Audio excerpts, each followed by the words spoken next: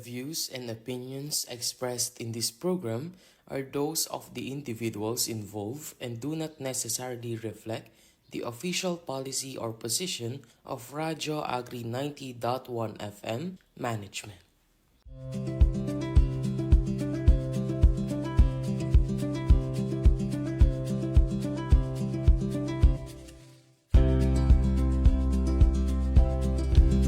Ayan, so isang magandang araw po sa ating mga karadyo agri at mga kapalay na nakatutok po at nakikinig na sa atin sa mga oras na ito. So kayo pa rin po ay nakatutok dito sa Radio Agri 90.1 FM, Filmek Kasaganaan para sa bayan. At syempre dahil sumapit na naman po ang oras na ito ay muli po tayo magsasama-sama sa halos isang oras po nating kwentuhan tungkol po sa pagpapalayan dito po sa ating programang Palay Bida sa Radio Agri. At syempre, bago po tayo magsimula at bago ko po formally ipakilala ang ating pong guest co-host ngayon pong araw na ito ay babatiin ko po muna ang ating mga kasamahan po dito sa Philippine Center for Post-Harvest Development and Mechanization o PhilMec. Of course, starting off po sa ating Director for Dr. Janicio Alvindia. Sa atin din po another supportive na leader, ang ating Director 3 Deputy Director Sir Joel Dator. Sa lahat po ng ating mga Division Chief, of course sa ating Applied Communication Division Chief Sir Elijah Davalos, sa lahat po. At syempre sa Administrative Division, Sir Jerry Avillanoza, at sa lahat po ng mga section heads natin ng iba't ibang division ng PhilMec. Ang buong PhilMec community, guards on duty po natin, mga utility personnel, at gayon din po sa atin pong mga kapitbahay na mga ahensya ay magandang araw po. Sa lahat din ng mga nasa kanilang mga tahanan, sa kanilang mga nasa sasakyan, at sa mga nakatravel din po nating mga kasamahan, ayan, magandang araw po sa inyo. Ayan. So, syempre, babatiin din po natin ang ating mga karadyo, agri at kapalay mula sa Philippine Rice Research Institute sa pangunguna po ni Executive Director Dr. John De Leon. Bukod po sa tayo ay napakikinggan sa 90.1 FM channel ng inyong mga radyo, tayo po ay sabayan ding napapanood sa mga official Facebook pages ng Radyo Agri, DA PhilRice, RCEF Extension page at sa DA PhilMec. Kaya po kung meron po kayong nais na batiin, maaari po ninyo itong i-comment sa mga naturang Facebook pages. At syempre, maaari rin po kayo magpadala ng inyong mga mensahe, katanungan, mga suggestions po at pagbati sa ating mga karadyo agri at kapalay sa ating Radyo Agri text line 0962-119-7445. At para naman po sa mga katanungan, suggestions at ilan pang impormasyon na nais nyong malaman sa PhilRice, nandiyan naman po ang PhilRice text hotline na 0917-111-7423. Ayan. At sa atin pong episode ngayong araw na to, as you can see po ay meron po tayong new face na makakasama po sa mga oras na to. Makakasama natin ang isang bago nating kapalay at isa po sa mga interns po ng PhilRice mula po sa Development Communication Department ng Central Luzon State University, si Kapalay Dana Santa Ines. Ayan, magandang araw sa iyo, Kapalay Dana.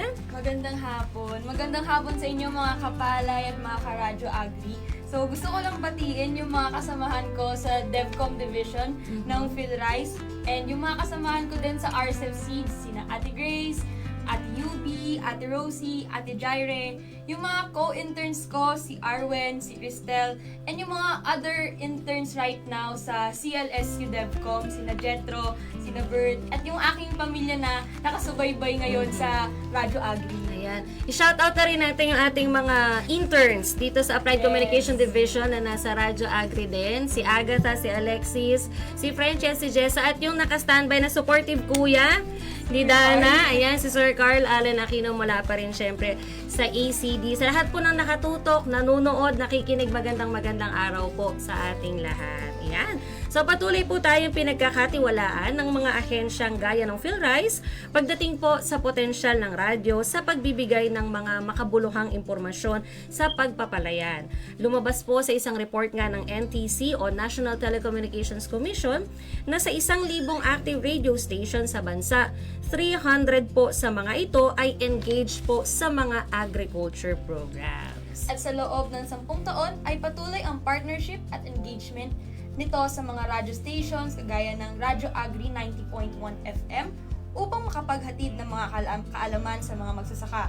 Ang mga engagement na ito ay tinatawag ng Palay Bida, kung saan po isa ang Radyo Agri sa katuwang na pagbibigay ng mga bago at relevant na information sa ating mga kapalay at mga karadyo agri. Yan. So again, Kapalay Dana, welcome sa ating episode ng Palay Bida sa Radyo Agri. At this point ay papakilala na natin yung ating topic at syempre yung ating maging expert na makakakwentuhan natin. So, eto mga kapalay, nagtatanim ka ba ng mga gulay at nag-aalaga ka rin ba ng mga hayop gaya ng kambing, manok at itik sa tabi ng iyong palayan? Kung hindi pa, ito yung sign, Kapalay Dana, dahil dapat pong tumutok ang ating mga kapalay ngayong araw na to dahil yan po ang ating pag-uusapan. At Kapalay Buds, ang tawag pala dito is palayamanan system. Yung tipong mistulang hasyenda ang iyong palayan dahil may iba pang mga pinanggagalingan ng pinagkakitaan. Sa palayamanan, nagiging mas produktibo ang palayan dahil halos walang nasasayang at lahat na pagpapakinabangan. Ayan. Upang pag-usapan yan, makakasama natin ngayong araw si Kapalay Mirna Malabayabas, Supervising Science Research Specialist mula sa Agronomy, Soils, and Plant Physiology Division sa Nueva Ecija. Ayan, magandang araw po, Kapalay Mirna. Bago po tayo magsimula, napakaganda nung Zoom background ng ating expert ngayon at dahil nga sa mga nakikinig po sa atin, ayan ang background po kasi ng ating expert today ay yung official po na banner ng National Women's Month mula po sa Philippine Commission on Women. At syempre, bago po tayo magsimula sa ating talakayan, baka po meron kayong munang gustong batiin or i-shout out na ating mga kapalay at mga karadyo agri. Unang-una, magandang hapon po sa ating mga tagapakinig, si inyo Miss Dana, tsaka kay Miss Badet. So maraming salamat po at tayo nabigyan po ng pagkakataon na maibahagi yung ating tungkol sa palayamanan. At shout out po sa aking mga kaopisina dito sa Agronomy, Soils, and Plant Physiology Division. Ganoon din po yung sa mga ka-PhilRice natin na nakikinig ngayon at lahat po ng mga farmers, extension workers at kung sino pa man po yung mga nakikinig sa programa po ng Palay Bida sa Radyo Agri. Maraming salamat po. So, simulan na po natin ang ating kwentuhan. Ayan, Kapalay Dana, para sa ating unang tanong. So, Kapalay Mirna, magbigay naman po kayo ng ano po ba mga background o mga importanteng dapat malaman tungkol sa palayamanan system at ano ba ang layunin nito? Okay. So, yung palayamanan, unang-una, ito ay galing sa salitang palay at kayamanan. So, pinag-combine sila. So, ito ay isang integrated rice-based farming system or integrated rice-based production system. So, ito ay, ang layunin nito ay bukod sa palay, makapagtanim pa yung mga farmers so ng ibang crops. So, para po may dagdag na kita, dagdag na ani. Yes. And then, ito po, para mas maging productive yung ating rice environment. Yan ang gusto natin. And matugunan din yung layunin ng ating gobyerno na malutas yung sa food insecurity. Yes. So ayan, tsaka sa nutrition, and food security tsaka yung nutrition. Kasi syempre may iba't ibang crops, mga gulay na mas masustansya. So yun unang pangunahin ng mga objective ng ating palayamanan. At ito ay nagsimula noong early 2000 pa dito sa PhilRice Central Experiment Station, So, bale, nasa 26 years na tayo. Yes. Parang 26 years na ng nag-exist ang palayamanan dito sa PhilRice. Ayan. So, katulad nga niya na Kapalay Dana, meron tayong mga not so good na mga balita na nangyayari sa ating sa mga kapitbahay natin ng mga continents, 'di ba? Yung mga tension.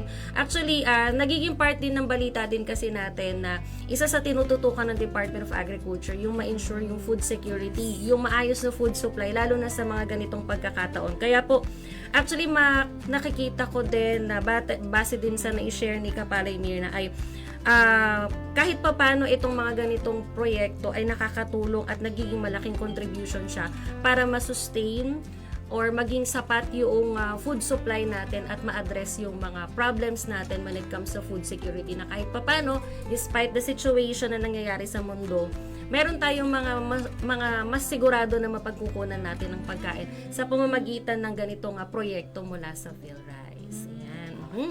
So, may dadagdag ka ba, Kapalay Dana?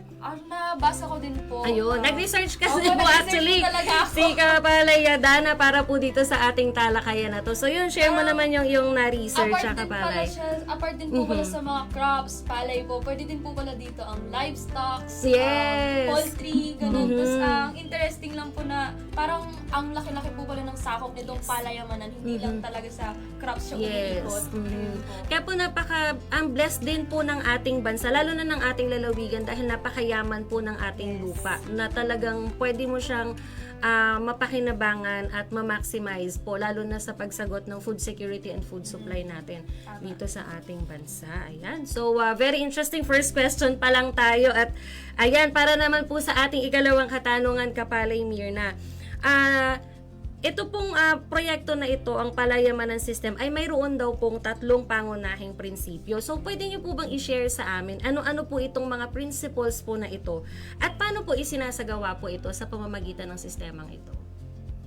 Okay, so merong 3 strategies So yung nag-aano tayo sa principles ng diversification, intensification, and integration. So yun yung 3 strategies kung paano natin sinasagawa itong palayamanan. So una yung sa pagda-diversify or pagtatanim ng iba't ibang crops. So sa ganitong paraan, magkakaroon tayo ng dagdag na kita yung mga farmers natin. Siyempre, bukod sa palay, may kikitain sila sa mga gulay. Yes. Yun. Tapos, may iwasan din yung masamang epekto ng climate change sa ating bukid. Halimbawa, kasi kung iisang crop lang nagkaroon ng peste, so wala na. Yes po. So, kung meron pang iba, so parang meron pa tayong backup. Yan, ganun. So, Totoo meron po pang mga hindi naman siguro lahat ay kakainin ng Yes mga po. insekto. Actually, Kaya totoo. minsan naman pagka nagkaroon ng bagyo or yung typhoon, so hindi naman siguro lahat masisira, so matitira pa din. So yun yung kaigihan ng kabutihan ng Yes po. diversification.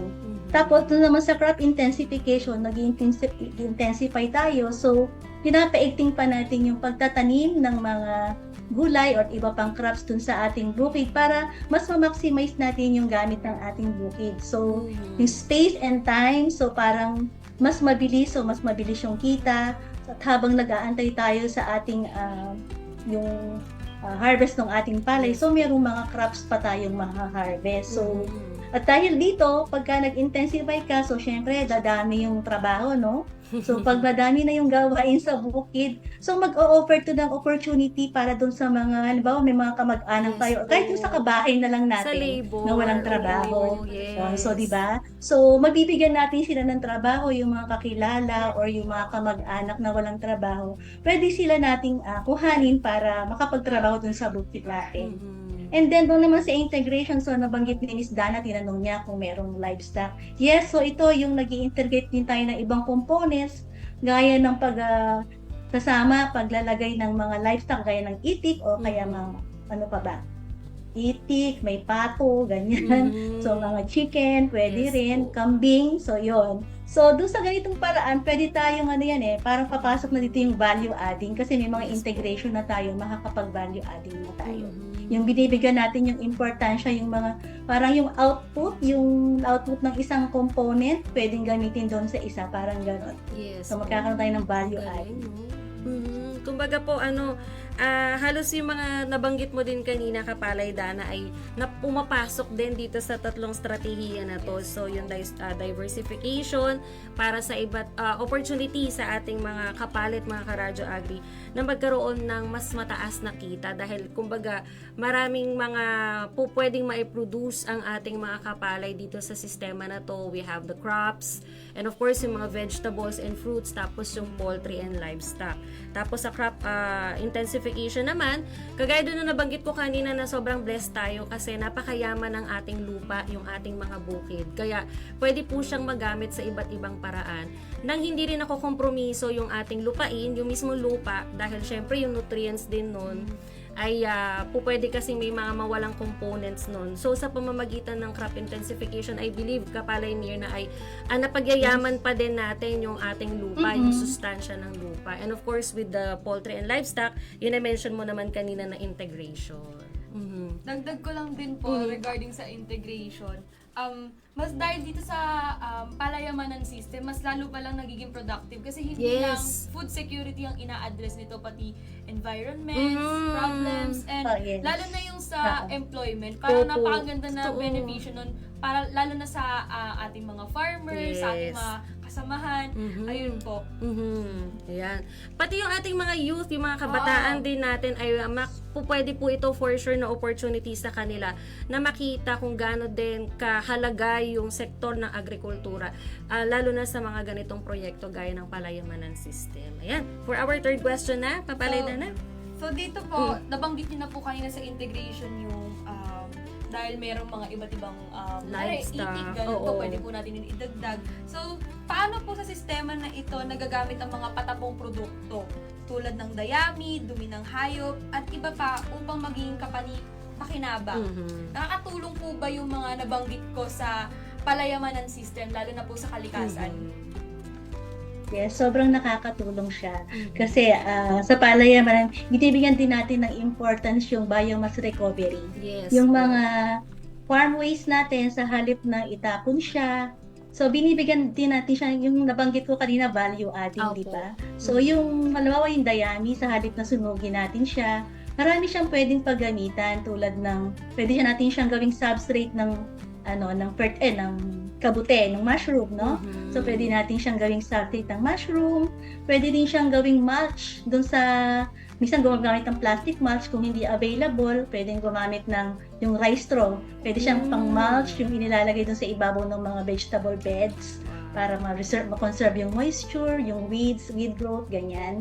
So, tapos yung mga waste na ating vegetables, yung mga rejects, pwede pa rin natin siyang pakain kung meron tayong alagang mga hayop, pwede siyang pagkain. And pwede rin namang fertilizer yung iba, So, yung dumi din ng hayop, pwede rin natin siyang gawing organic fertilizer. Tapos kami nga sa PhilRice, dito nga sa PhilRice, dun sa model farm natin, pati yung mga dahon na nalalaglag sa mga puno. So, inaano namin yon, tinutuyo namin yun, hinahayaan namin ma-decompose siya, nilalagyan lang namin ng mga, para yung, kumbaga, activator para ma-hasten yung mapabilis yung pagpabulok. So, maraming pwedeng siyang gawin doon sa mga waste natin. Para, gusto kasi natin reduce waste. So, reduce at the same time, nagagamit pa rin siya and additional, pa rin siya. Makakatipid tayo ng gastos sa fertilizer. Ayan. Totoo. Kasi yung sa fertilizer pa lang, imbis na bibili pa nga naman ng fertilizer yung ating mga kapalay. Andun na po siya. Yes, yung mga waste ng mga... Pupulutin mo na lang po. Oo, kaya sisinupin mo na lang siya ng konti para at least nakaano na siya sa organic fertilizer. And yun nga, actually yung na-mention kanina ni Kapalay Mirna dun sa crop intensification, na-mention niya na nakakatulong din to address the climate change. Diba? Ayun. So, ilan pa lang po yan mga kapalay at mga karadyo agri sa mga impormasyon po tungkol po sa palayamanan system. Ayan. So, bago po tayo magpatuloy, basahin po muna natin ang ilang mga pagbati at comments po ng ating mga kapalay at karadyo agri. So, habang inaayos po ng ating technical ang mga pa-shoutout. Siyempre, i-shoutout na rin natin ang Kapalay Dana yung ating mga karadyo agri at kapalay na nakikinig po sa ating 90.1 FM na frequency channel sa mga radyo. Ayan, sa mga nasa sasakyan po nila ngayon. At ganun din sa mga Facebook pages po ng Radyo Agri 90.1 FM Filmec, DA PhilRice, DA Filmec at gayon din sa RCEF extension page po mula sa PhilRice. At shoutout din po sa mga moderators natin, yung mga nakatutok din po sa mga nabanggit kong mga Facebook pages. At yan, kung ngayon pa lang po kayo nakapakinig or maaaring hindi po ninyo naabutan kanina yung simula ng ating discussion ay kasama nga po natin via Zoom si Kapalay Mirna Malabayabas mula sa PhilRice Central Office at sinishare nga po niya sa atin yung ating palayamanan system. Ayan. So, mula po sa ating DA Filmec Facebook page, ayan, shout out po sa mga nakatutok dyan. Ayan, may tanong po dito from an irrigator sa association. May tanong po dito, Kapalay Mirna, kasama po ba ang corn program dito po sa system po na ito?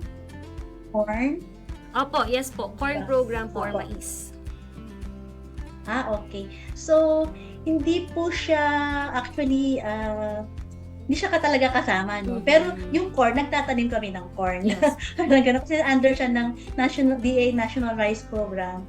Pero yung corn, welcome naman siya na itanim sa palayamanan. Kung kasama po siya sa part Pero of crop kung sa- intensification. Yes po. Parang ganun. Yes, pero kung sa corn program, kumbaga may connect kami na kumbaga officially parang wala kaming official connection sa corn program. Apo. Ayun. So, thank you po for addressing the question. Ayan, sana po ay nagkaroon ng kalinawan po ang Pinahan. Sana po tama yung pagkakapronounce ko. Pinahan Irrigators Association. And another one from Henry De La Vega Ramos. Malaking tulong ang integration. Mag 2 years nang ginagawa. Ayan. Maraming salamat po. At eto pa, maganda po sana. Ayan, so meron pong isang concern din po dito na yamanan. Maganda po sana. Kaya lang daw po yung naging problem daw po nila ay nagiging inbreeding po. Ayun. Breeding po ang mga Ayan, ano ba so yan? paki-clarify. Hayop? Opo. Ayan din po sa admin po ng Pinahan Irrigators Association. Ayan, if you can further po yung inyo pong i-share po sa ating comments. Ayan, para po at least mas ma-address po ng ating expert po yung inyo pong concern. And another one, watching from Dinas, Zamboanga del Sur. Ayan, Teka, itatry ko pong i-pronounce ng Mayan. Sige, itry mo, Kapalay Dana. Zamsurgo Femco MPC. Ayan, maraming salamat po sa pagtutok. Ayan, from Zamboanga del Sur daw, si Usi Mamatra. Salamat po sa pagtutok. And ito po from sa DA PhilRice Facebook page. Ayan, Kapalay Dana. May thank you po sa info, sabi ni Kapalay Emily Zamora. Ayan, another one from Alejandro Peña Valencia po. Ayan. Hello po from Par Swista Mampirao, San Jose Partido, Camp Sur po. Ayan, Layo pala ng maraming salamat. nararating natin. Yes, oo. Ayan, maraming salamat po sa pagtutok. And eto, from Kapalay, Jocelyn Aguilar, nag-send siya ng 3 hearts. Ayan, heart. Ayan, salamat po sa mga tumutok. At ito po mula naman sa Radyo Agri Facebook page from Kapalay Fritz Alarcado. Ayan, Sa good Gimba. afternoon Hello po. po. Ayan. Intern po siya sa Gimba po. Ayun, Hello maraming po, salamat. Ayan, sa mga co-interns nila Kapalay Dana. Ayan, magandang araw at maraming salamat sa pagtutok. Ayan, para naman sa ating RCF Extension Program Facebook page, si Kapalay Erlinda Galande na nakatutok mula sa San Leonardo, Nueva Ecija. Maraming salamat po. And special shout out sa ating technical in charge ngayon, Sir Raymel de la Cruz, at moderator naman ng DA PhilRice Facebook page na si Kapalay Minard Pagaduan. Ayan. So, saan na tayo? Ayan, nawala na tuloy ako. Anyways, ayan. So, Patuloy po kayong nakikinig sa programang Palay Vida sa Radyo Agri mula sa Philippine Rice Research Institute, katuwang ang Radyo Agri 90.1 FM. Maaari na rin kayong mapanood at hindi nyo na may-miss ang ating mga episodes kasi naka-livestream tayo ngayon sa Facebook page na pwede nyo balikan at pati na rin sa ating YouTube channel na Radyo Agri 90.1 FM. Ayan. Sa mga po hindi naabutan ng simula po ng ating talakayan ngayong araw o sa mga totally hindi po nakapakinig, medyo na-miss po itong ating episode, wag po kayong mag-alala dahil muli nyo rin pong mapakikinggan ang episode na ito sa Sabado po ng hapon sa 90.1 FM po ng inyong mga radyo. Of course, you can also follow our other digital platforms, ang Instagram at X ng Radyo Agri. Hanapin lamang po ninyo ang Radyo Agri 90.1 FM. And again po, sa mga na-miss po ninyong episode, ayan, naka-upload na rin po or mamaya lang ay may upload na yung itong episode na to sa ating official YouTube channel, Radyo Agri 90.1 FM. At syempre, ang atin pa rin pong Radyo Agri text line 0962-119-7445 at ang PhilRice text hotline 0917-111-7423. Balik po tayo sa pinag-uusapan Yes. natin tungkol sa palayamanan system kasama si Kapalay Mirna Malabayabas mula sa PhilRice. So, sa punto pong ito, ay patuloy po tayong mabibigyan ng kaalaman sa sistemang ito at kung paano po ito mapapakinabangan ng ating mga kapalay. Ayan, kaya po tutok pa rin po tayo dahil tuloy-tuloy po rin po hanggang mamayang 3:00 ang ating kwentuhan. So para naman po sa fourth question natin, ito may relate to sa ating ginugunita na National Women's Month ngayon nga pong buwan ng Marso. So ngayon nga po, ay as I have mentioned ay sineselebrate po natin nationwide ang National Women's Month. So papaano po naman nagiging mahalaga ang palayamanan system para po mapalakas ang kabuhayan, kaalaman at participation po ng mga kababaihan po pagdating po sa pagsasaka, at ano po yung mga opportunity na hatid po nito para sa mga kababaihan po sa kanayunan? So, Miss Badet, before ko sagutin ito, kasi Yes meron po. kaninang katanungan, di ba? Tungkol yes dun po. sa inbreeding. Yes no? po, sige so, sagutin ko. Siguro po, yung sa akin lang, hindi naman ako talagang animal expert, no? So, o kaya mga livestock expert. Pero sa akin pagkakalang, pwede kasi kung may kakaging problema niyo yung inbreeding, kami, kumbaga, meron kaming itik. So, nag-try kami kasi noon na yung mga eggs ng itik, pinapapisa namin para siya. So, parang bumabagsak yung egg production. So, ang maganda doon, pagka ipagbenta, tapos bumili na lang uli ng bago para mapalitan siya. Hindi magkakaroon ng, ma-break mo yung inbreeding. Ayun. So, ganun po yung isang paraan para natin ma-break yung ano. So, yun po. Opo, So, ayan. balik po tayo Yes sa yung katanungan po Opo. tungkol sa national, sa National opo, sa Women's women Month, no? empowerment pagdating po sa pagsasaka. So, yun, yung palayamanan naman kasi hindi naman siya namimili ng ng kasarian, kung babae man o lalaki. Pwede yan, kaya natin yung gawain, Yes no? po, of So, course. maraming gawain sa palayamanan. Maraming gawain sa palayamanan na pwedeng mag-engage ang mga kababaihan. Halimbawa, tulad na lang yung sa pagtatanim ng kabute. So, alam natin, mas Yes po. mabusisi kasi yung mga babae, mas madetalye. So, alam naman natin, pagkakabuti dapat ay lalo na yung pagtatanim, di ba? So Yes dapat ay so kayang-kaya yan ng mga kababaihan natin. So babae man o lalaki, pwede siyang gawain. Tapos yung ano pa ba yung pwedeng gawain ng mga babae, yung pagre-raise lang ng seedlings. Di ba? Before natin itanim yung mga talong, mga yung maliliit na seeds, di ba? Yung Yes. mga talong, mga kalimitan solanaceous crops ng kamatis. So tinatanim muna natin yan sa seedling tray. So very yun parang mga babae kasi madetalye. So, maganda yan pagka mga babae, maganda yung babae. Kasi matyaga silang magtanim-tanim doon sa mga Opo. seedling trays na maliliit. So, yun po yun. Tapos yung sa mga value adding nga natin na sinasabi, kung meron tayong, nag-integrate tayo ng livestock, like yung itik. So, yung paggawa ng mga itlog na maalat, yung salted eggs, yun. So, pwede natin yun, paggagawa ng balut.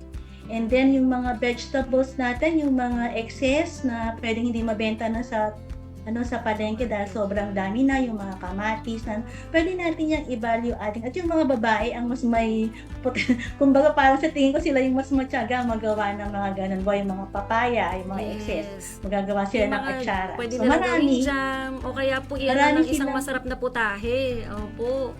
Yan, yung mga excess na kamatis, halimbawa, lalo yan yung medyo issue natin ngayon dahil maraming supply, I think, yung kamatis. Kaya po, yan, yung dito papasok yung importansya din ng kakayahan ng mga kababaihan pagdating sa, kumbaga, kaya nilang gawing another putahe or another product. Actually, yun pong mga bagay na yan. Saka kapala, hindi talaga hadlang yung gender natin. Since, share na lang ako ma'am ng ng mga experience ko. Yes.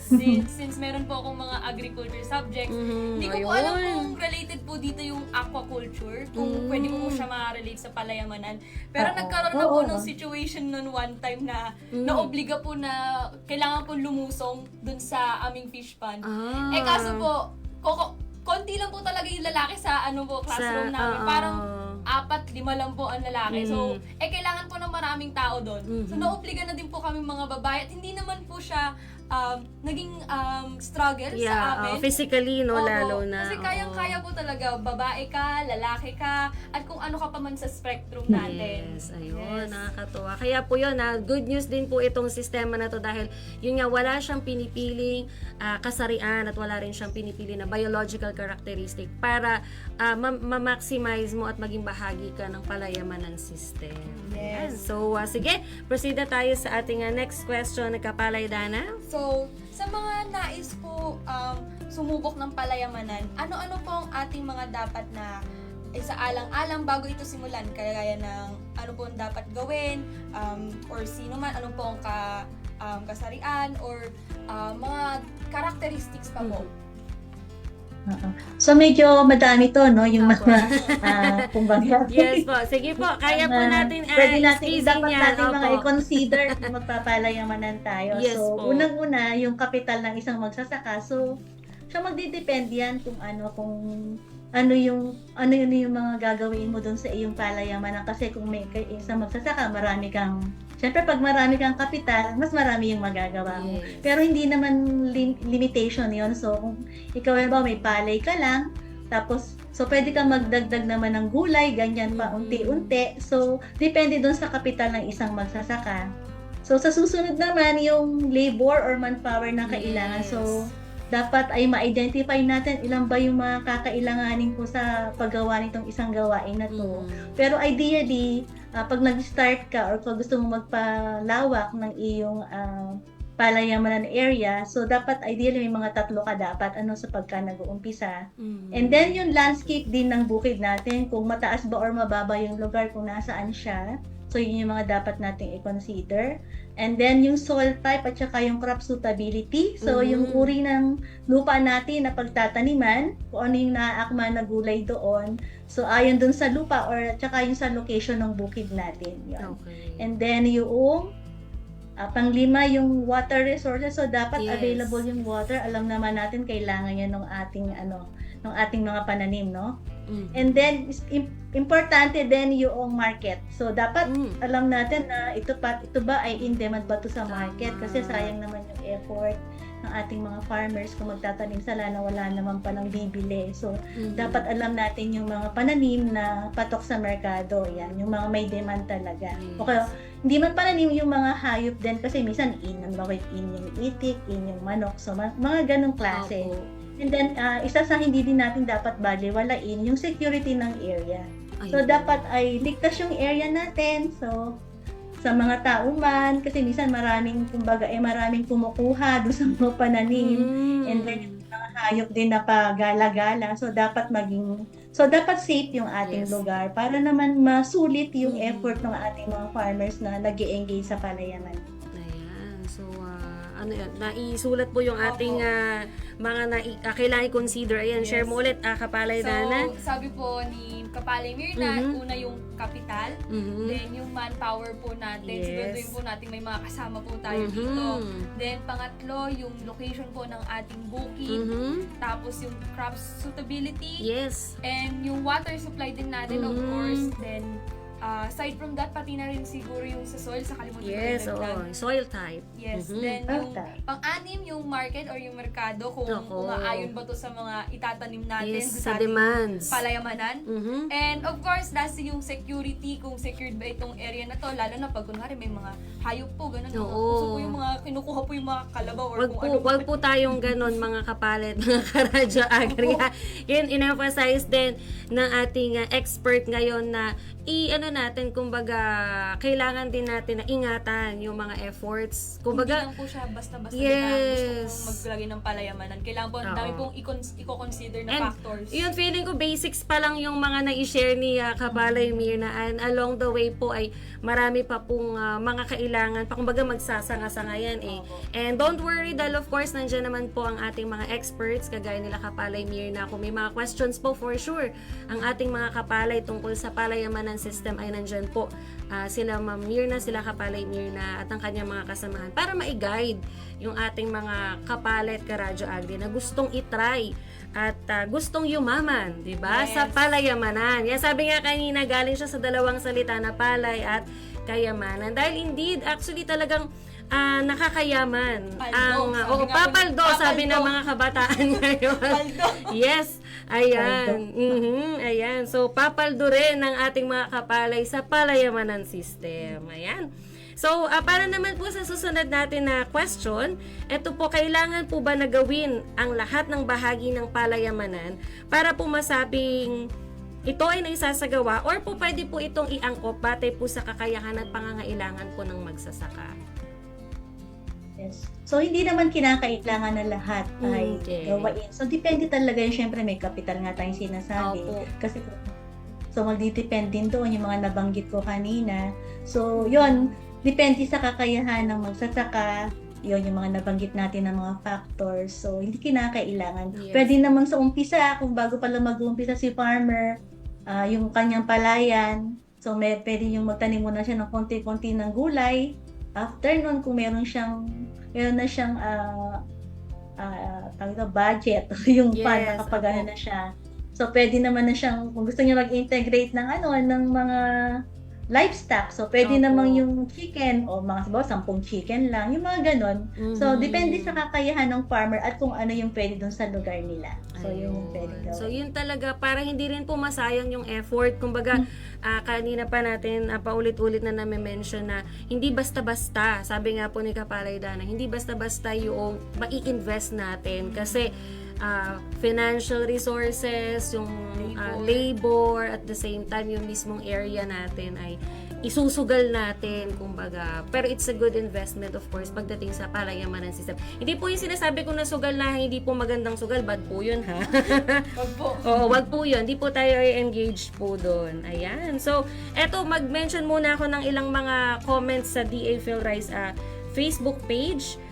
Sabi ni Kapalay Medardo Aguilar, may tanim po akong palay, may alaga din po na pato, kambing, at manok and baboy. Mula naman po siya sa Quezon Province. Dami. Ayan, so napakasipag ng ating Kapalay. And yes, talagang invested din siya talaga na mapagyaman yung kanyang property, yung kanyang lupa na sinasaka. Ayan. So, eto din po mula naman kay Kapalay Arthur Tolentino, watching from San Jose Occidental, Mindoro. Maraming salamat po sa pagtutok. At eto, speaking of women, Women's Month, Women Empowerment. Ayan, sabi po ni Kapalay Jocelyn Aguilar, ako po ay mahilig sa gardening, mga ma'am. So, feeling ko po suswak din po si Kapalay Jocelyn, dito po sa ating palayamanan system, Kapalay Mirna. Ang ating mga plantita. Oo, yung mga plantita at plantito. Actually, anak ako ng plantito at plantita. Oh, lalo na Yung nung anak pandemic. ornamentals. Ornamental crops yung sa amin. Okay. Very therapeutic naman po kasi talaga ang gardening. Lalo na nga po nung pandemic, isa po itong gardening. Nakakatulong po sa mental health Yes, actually. oo. Yung makita mo na magaganda na yung mga tanim mo, regardless or meron ng magandang bunga, yung mga naitatanim. Saka hindi din po kasi tayo nakakalabas nun. So, ang refreshing lang na makita ng green sa kwarto mo. Oo, totoo din. Ayan, and si Kapalay Mirna ay, of course, ay na-enjoy niya din yung benefits ng gardening. At syempre, sa pamamagitan, of course, ng ating palayamanan system. Ayan, so habang hinihintay natin siguro yung, kung may mga question po yung ating mga kapalay at mga karadyo agri tungkol po sa ating pinag-uusapan ngayon na palayamanan system, habang hindi pa po nagtatapos ang ating programa dahil nasa last question na po kami.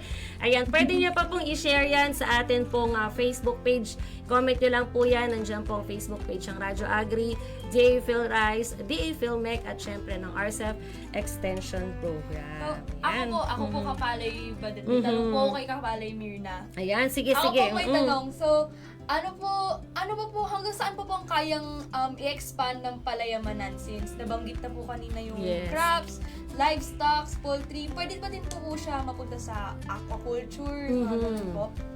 Oo. Kasi actually kasama siya. Yun. Yung aquaculture, pwede kasing mag-rice fish ka. Kasi meron din kaming rice duck. Before noon, nung hindi pa ako involved sa palayamanan, yung mga kasamahan natin mas nauna sa atin, meron silang rice fish, integrate yung fish doon sa rice. Actually, meron tayong surgeon cropping system.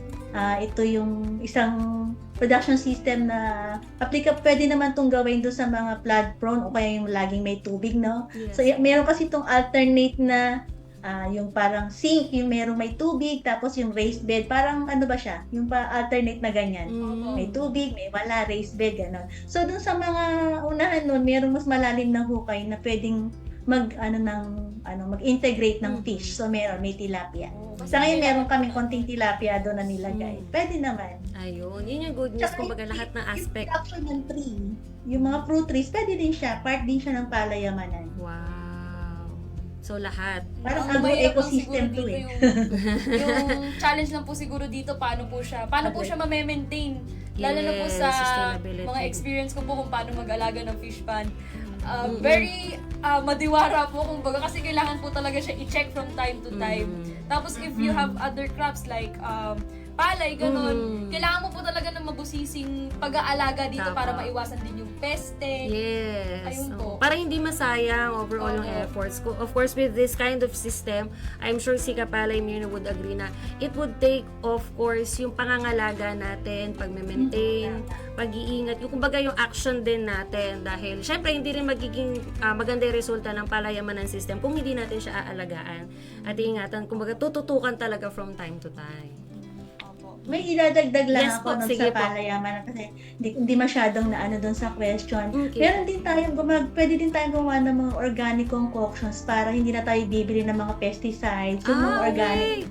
Oo, Goodness pwede yan. tayo, halimbawa yung mga simple lamang, Opo. mga mixture ng, minsan ina-adapt din namin yung mga nasa YouTube, halimbawa yung pagka may mga apis, may mga ants, o lagyan mo lang ng baking soda na may sugar, Opo. para yung mga ganon. Natural susunod din tayo. ways.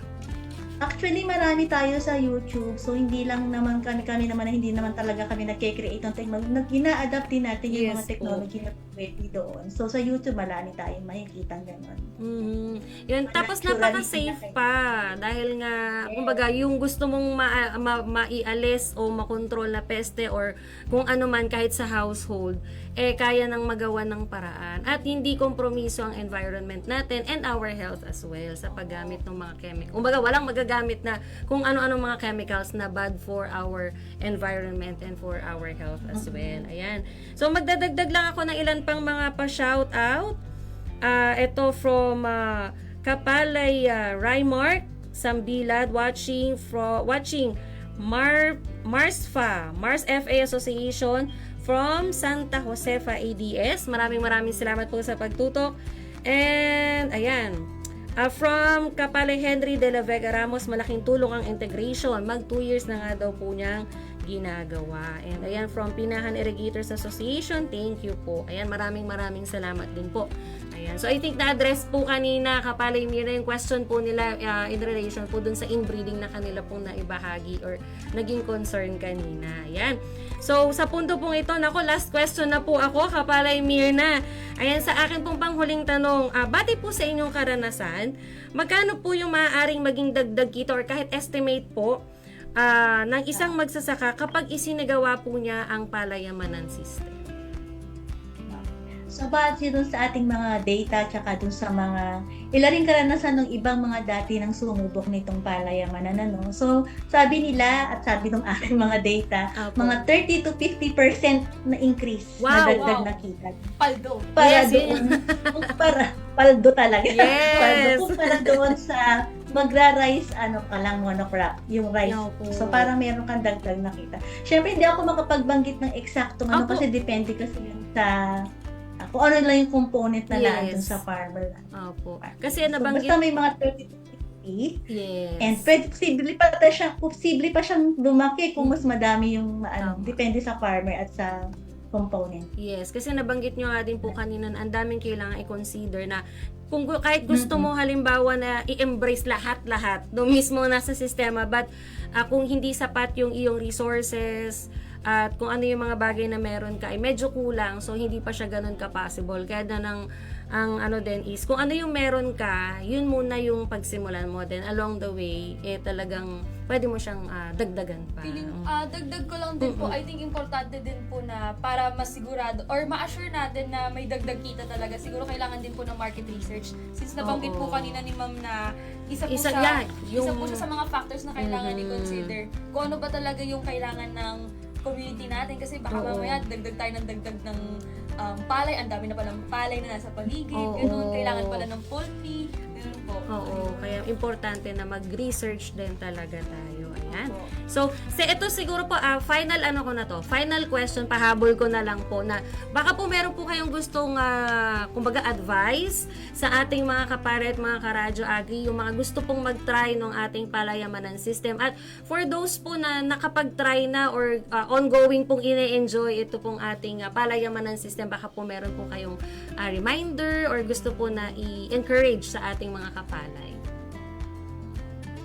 So, gusto ko lang i-inform din yung mga kasamahan natin, mga farmer, kasi itong palayamanan, ini-scale out na to ng field ng DA, no? So, DA National Rice Program. Oh. So, merong pondo na binigay sa DA Regional Field Offices, tsaka sa PhilRice syempre. So, bali yung mga DA regional field office natin sa 15 regions, in 15 regions, ito ay ini-implement na. Ayun. So sila yung nag-identify ng mga areas. So kami naman sa PhilRice, ang aming role dito ay kami yung nag-monitor ng mga Okay sites po. na yon. Mhm. So to date, meron tayong 61 palayamanan Wow. sites na na-identify ng mga regional field offices natin.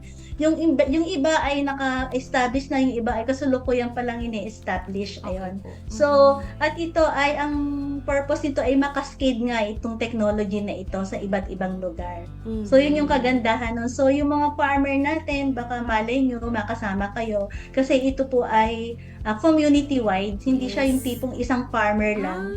So, halimbawa sa isang barangay, merong, diba, kung depende sa number ng farmers na kasama doon. So, ganun po yung ng programa na to. Mhm. So, 61 and counting. Kasi masusundan pa ito sa mga susunod na panahon. Yes, Wala 61 po. Yes. Yan. Mhm. Ayan. Madadagdagan pa sa susunod. Yes po, nako. For Depende sure sa mga, kasi after nitong season na to, yung mga regional field offices mag-identify uli ng another batch, parang gano'n. Ayun. Padami ng padami. Kaya po ayun din, sa mga interesado din ng mga communities na gustong i-engage or mag-engage sa palayamanan systems, ay nandyan of course ang ating mga regional field offices ng Department of Agriculture, and of course sa mga nasa malapit lang sa area ng PhilRice, nandyan po ang PhilRice para po umagapay. At syempre po, kung nasa malapit naman po sila dito sa PhilMec, syempre i-extend natin itong mga magagandang balita na ito sa ating mga kapalay at mga karadyo agri. So, with that po, maraming salamat po Kapalay Mirna sa pagsama po sa amin at sa pagbabahagi po ng impormasyon tungkol po dito sa palayamanan system. And on behalf po ng Radyo Agri ay of course at sa ngalan po ng lahat ng mga kababaihan, yan, Happy National Women's Month po sa inyo, Kapalay Mirna, sa lahat po ng mga kababaihan na kasama po ninyo sa inyong division. Baka po meron pa po kayong pahabol po pala na nais batiin.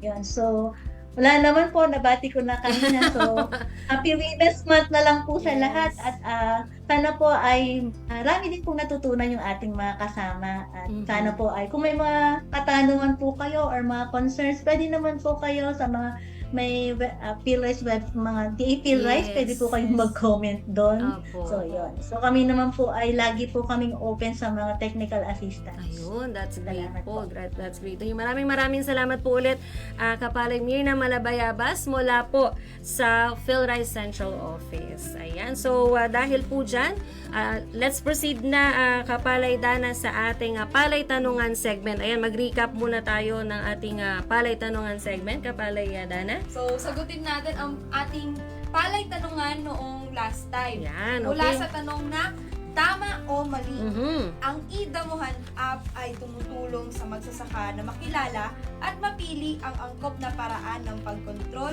sa damo sa palayan. Ayan. Ang sagot po dito ay tama. Ayan. So, tama, correct. Ayan. Yun po ang ating sagot sa ating nakaraang palay tanungan. At ngayon naman po, ayan, tunghayan naman po natin ang ating palay tanungan question of the day. Ayan. So, bago po, ipa-flash po yan ng ating technical staff na si Sir Rames. Ayan. So, habang inaayos niya. So, itatype lamang po ninyo sa inyong mga cellphone ang radio, space, ang inyong pangalan, space, ang inyong bayan, at ang inyong sagot. Ang isasagot lamang po ay tama or kung tama at mali kung mali po. Ayan, ite-text po ninyo ito sa 0917-111-7423 o sa PhilRise official text hotline. Ayan, so ulitin ko po, isend lamang po ang inyong sagot sa number na 0917-111-7423. At syempre, isa-shoutout po natin of course sa ating susunod na episode ang mga makakasagot po ng tamang sagot. At syempre, kasama rin po yung ating mga makakasagot ng tama or makakapag-text ng tama para po sa raffle para manalo po ng mga exciting prizes at ito po ay isi-share po natin sa mga susunod po nating episodes. Kaya po abangan. Ano po Itatanong ang natin exciting prizes na to? Oo, itatanong natin yan kay Kapalay Minard mamaya. Magte-text po ako ngayon Ayan, na din. mamaya. Ayan, sige. So, okay na po ba yung ating palay tanungan for today? Ayan, para sa ating palay tanungan na question of the day. Ayan, so sa mga naka-live stream po, naka-flash po yung ating question, but for the sake of our broadcast listeners, ang ating pong palay tanungan, tama o mali? Ang palayamanan ay isang sistema ng pagsasaka na nagsusulong ng iba't ibang uri ng tanim o diversification, planadong paggamit ng lupa o intensification, at pagsasama-sama ng iba't ibang gawaing pangsaka o integration upang masiguro ang tuloy-tuloy na pagkain at kita ng pamilya. Yan. So, muli po, i-text po ninyo, i-type sa inyong mga cellphone ng radyo, space, pangalan, space, bayan, at ang inyo pong sagot sa 0917-111-7423. Kaya po mag-text na kayo mga kapalay at mga karadyo agri. At syempre, para naman sa ating public service announcement, Kapalay Dana. So, mga kapalay, ngayong Marso, pinagdiriwang natin ang National Women's Month bilang pagkilala sa mahalagang ambag ng kababaihan sa ating lipunan. Ito ay alinsunod sa Proclamation Number 224 na nagdedeklara sa unang linggo ng Marso bilang Women's Week at sa Marso 8 bilang Women's Rights and International Peace Day. Sa Proclamation Number 227 na nagtatakda sa buong buwan ng Marso bilang Women's Role in History Month, at Republic Act Number 6949 na nagdedeklara sa Marso 8 ng bawat taon bilang National Women's Day. Kaakibat din nito ang Republic Act Number 9710 or Magna Carta of Women na nagtataguyod ng karapatan, kapakanan at pantay na oportunidad para sa mga kababaihan. Kaisa ang DA PhilRise sa pagbibigay pugay sa taon ng kababaihang magsasaka bilang pagkilala sa kanilang mahalagang papel sa agrikultura at sa pagpapatibay ng seguridad ng pagkain sa bawat pamilyang Pilipino. Sama-sama nating isulong ang pagkakapantay-pantay, igalang ang karapatan ng kababaihan, at suportahan ang kanilang pamumuno at pag-unlad sa tahanan, sa komunidad, at sa sektor ng agrikultura. At syempre, kaisa din po ang Philippine Center for Post-Harvest Development and Mechanization o PhilMec sa pagtataguyod po ng mga kababaihan, lalo-lalo na po ang mga kababaihan sa sektor ng mekanisasyon at syempre sa kabuuan ng sektor ng agrikultura. Para po sa iba pang katanungan sa naging talakayan po natin ngayong araw, maaari po kayong mag-text o tumawag sa PhilRise Text Hotline sa numerong 0917-111-7423. At syempre, wag nyo na rin pong kalimutan na i-like at i-follow ang DA PhilRise, DA PhilMec, RCEF Extension at Radyo Agri 90.1 FM Facebook pages. Para naman po sa mga shoutouts, comments at concerns sa mga karadyo agri po natin, sa mga topics po na gusto ninyong i-kwento or i-share, at syempre yung mga topics po na gusto ninyong mapag-usapan dito sa ating himpilan ay pwede nyo pong i-text yan at itawag sa numerong 0962-119-7445. At muli po, maaari nyo pong balikan na mapakinggan ang Palay Bida sa Radyo Agri kada Sabado sa ating pong 90.1 FM broadcast channel at sa YouTube channel rather, Radyo Agri 90.1 FM. Ayan. So, with that, maraming salamat, Kapalay Dana, sa pagsama sa akin sa episode na ito ng ating programang Palay Bida sa Radyo Agri. At muli po, sa ngalan po ni Kapalay Minard Pagaduan at ng buong Philippine Rice Research Institute, ako po si Badeth mula po sa Philippine Center for Post-Harvest Development and Mechanization. So, dito na po nagtatapos ang isa na namang makabuluhang episode ng Palay Bida sa Radyo Agri. Dito lamang po yan sa Radyo Agri 90.1 FM PhilMec, kasaganaan para sa bayan. Salamat Maraming po. salamat po. Thank you po.